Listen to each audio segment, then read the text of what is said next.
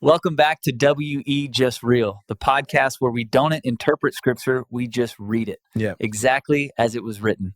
That means no theological gymnastics. Yeah. No centuries of commentary. Just the words on the page and the questions they raise. Tonight, we're trying something new. Instead of just us talking, we've invited two students to debate a tension they found while reading the Quran. We're examining whether the Quran contradicts itself on a fundamental question. Was any prophet ever sent to Arabia or Mecca before Muhammad? And more importantly, if the answer is yes, does that contradict verses that say Muhammad was the first warner sent to a people whose ancestors never received one? Kister and Ahmad has something to talk about tonight. Yeah. We're presenting two students debating this very question, basing their arguments solely on Quranic verses 1636 and 1047 as starting. Let's start with what the Quran says. Surah 1636, for every nation we raised a messenger. And 1047, every nation has a messenger. That sounds universal. But were they sent to, that's the key. The verses. But yet multiple verses claim Muhammad was the first warner sent to Arabia, to people whose forefathers never received prophets or messengers.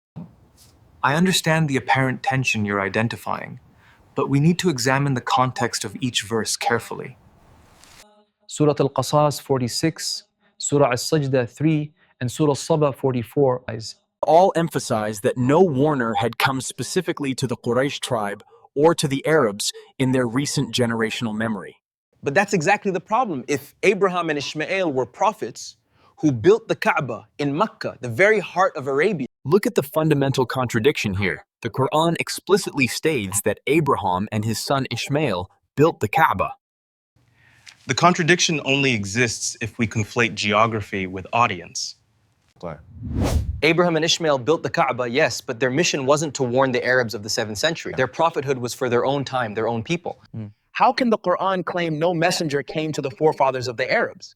Ishmael is literally considered the forefather of the Arabs in Islamic tradition, so this creates an irreconcilable internal contradiction.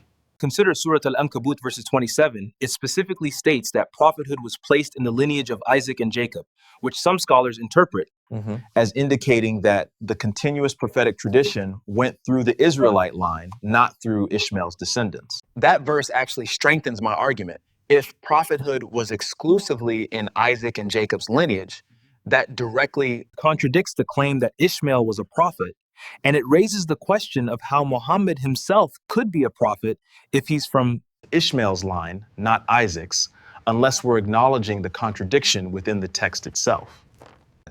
The Quran never denies Ishmael's prophethood. Surah 1954-55 calls him faithful to the promise. The traditional interpretation is that verse 29-27 refers to the majority of prophets coming through that lineage, not necessarily all of them. There can be exceptions like Muhammad, who represents a restoration or a final message. But that's eisegesis, reading into the text what you want it to say rather than what it actually states.